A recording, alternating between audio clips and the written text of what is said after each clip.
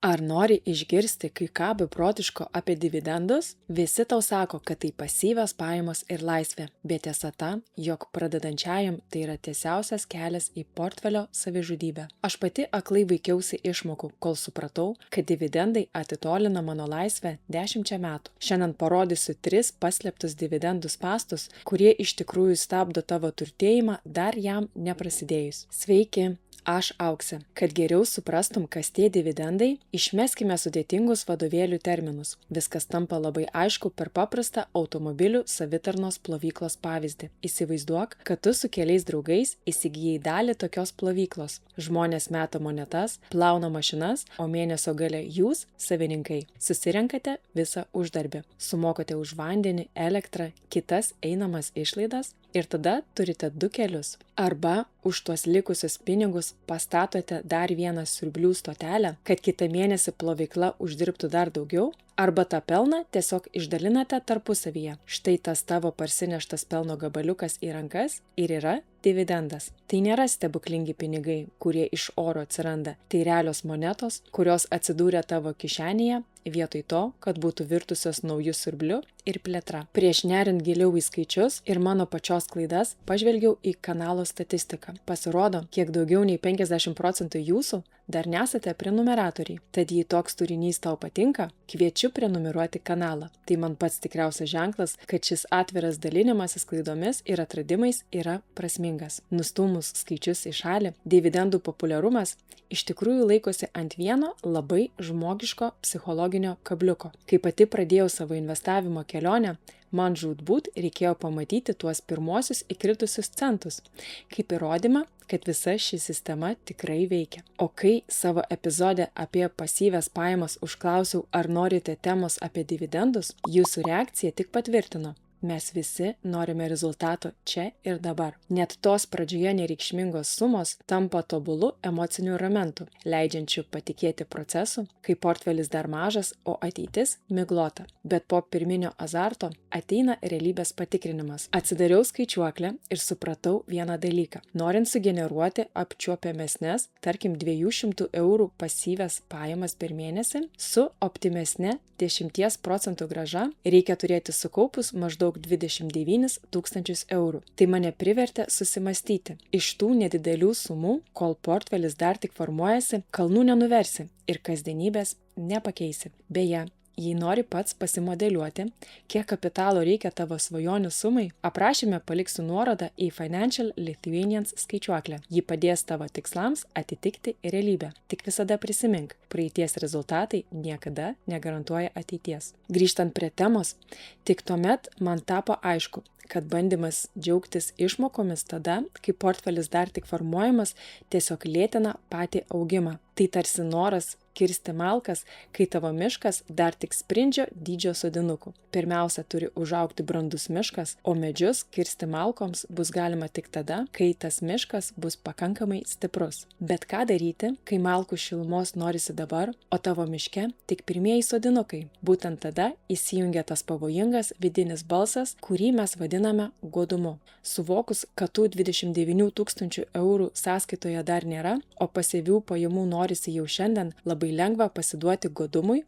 ir pradėti ieškoti instrumentų, kurie žada nenormaliai didelius procentus. Taip nutiko ir man su tokiais fondais kaip Income Shares. Jų žadėtas pajamingumas siekia 80%, kai kur net per 110%.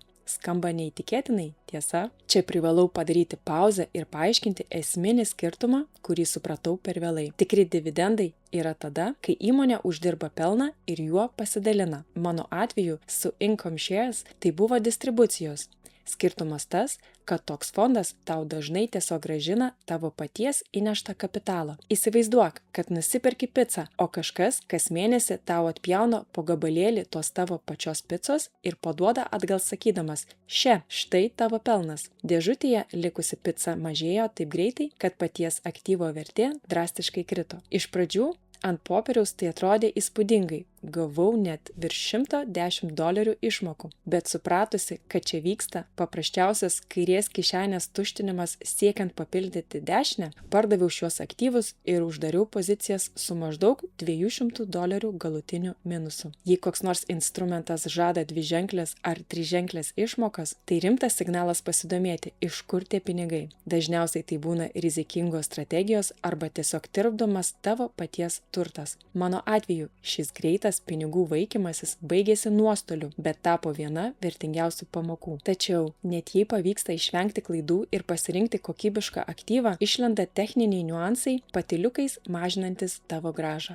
Puikus to pavyzdys - mano turėtas JPQ fondas. Nors jį pardaviau su $267 pelnu, ilgainiui supratau, kad pats dividendų išmokėjimų faktas Lietuvoje kiša koją. Čia įsijungia negailestinga mokesčių realybė. Net ir naujoji investicinė sąskaita dividendams mokesčių atidėjimo netaiko. Beje, apie šiuos investicinės sąskaitos spąstus esu dariusi atskirą epizodą. Nuorodą rasi ekrane, dešinėje ir aprašyme. Praktikoje tai reiškia štai ką. Gavus išmoką, dalis pinigų automatiškai nuskaičiuojama mokesčiams, o likusius pinigus tau pačiam reikia vėl rankiniu būdu reinvestuoti. Ir dar kartą susimokėti brokeriui komisinius. Tai nuolatinis pinigų praradimas, kuris stabdo sudėtinės palūkanas. Ta paprasta procesą, kai tavo jau uždirbti pinigai patys pradeda uždirbti naujus pinigus, o tada tie nauji uždirba dar daugiau. Beje, kalbant apie dividendų vengimą, ar žinojai vieną įdomų faktą apie patį Warren Buffett? Jo valdoma įmonė Berkshire Hathaway per visą istoriją dividendus išmokėjo tik vienintelį kartą dar 1967 metais. Pats Buffett vėliau juokavo, kad greičiausiai buvo išėjęs į tualetą, kai valdyba priėmė šį sprendimą. Jis griežtai atsisako mokėti dividendus, nes puikiai žino, kad pinigų reinvestavimas įmonės viduje,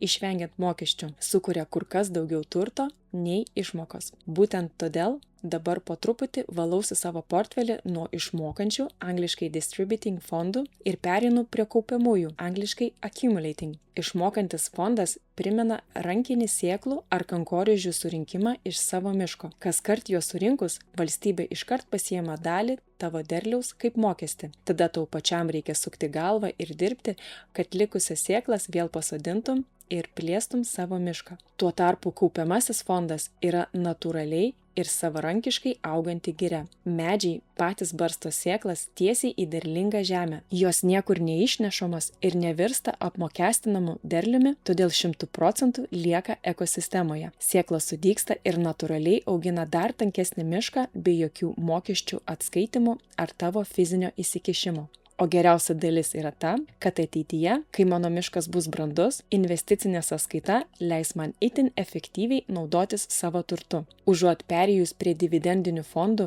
ir vėl susidūrusi su mokesčių nutekėjimu, aš pasiliksiu prie savo kaupiamųjų fondų. Kai norėsiu pasyvių pajamų, aš tiesiog parduosiu mažą dalį savo sukaupto portfelio. Tai tarsi brandžiame miške nukirsti tik kelis medžius, kurių man reikia šiai žiemai, o visą kitą mišką palikti augti toliau. Ir svarbiausia, mokesčius Lietuvai mokėsiu tik tada, kai iš sąskaitos išsimsiu daugiau pinigų, nei pati per visą laiką būsiu įnešusi. Tai ir yra tikrasis mokesčių optimizavimas, kurį planuoju taikyti savo kelionėje. Šiandien aš renkuosi ramią, galbūt kiek nuobodžio kaupimo strategiją. Užuot bandžiusi kirsti jaunus medelius dabar, aš leidžiu savo miškui augti. Investavimas yra maratonas, o ne sprintas. Ir kartais geriausia, ką galime padaryti dėl savo ateities finansinės laisvės, tai tiesiog netrukdyti procesui. Kviečiu tave šiandien pagalvoti ne apie tai, kiek eurų gali išsiimti iš savo sąskaitos, o apie tai, kaip gali padėti savo miškui augti. Galbūt tavo mažas žingsnis šiandien bus tiesiog peržiūrėti, ar tavo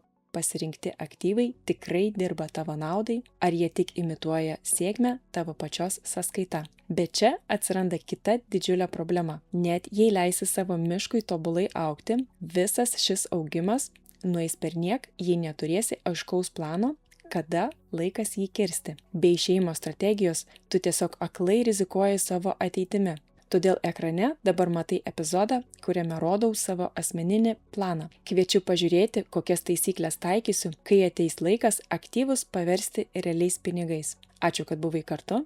Iki kito karto.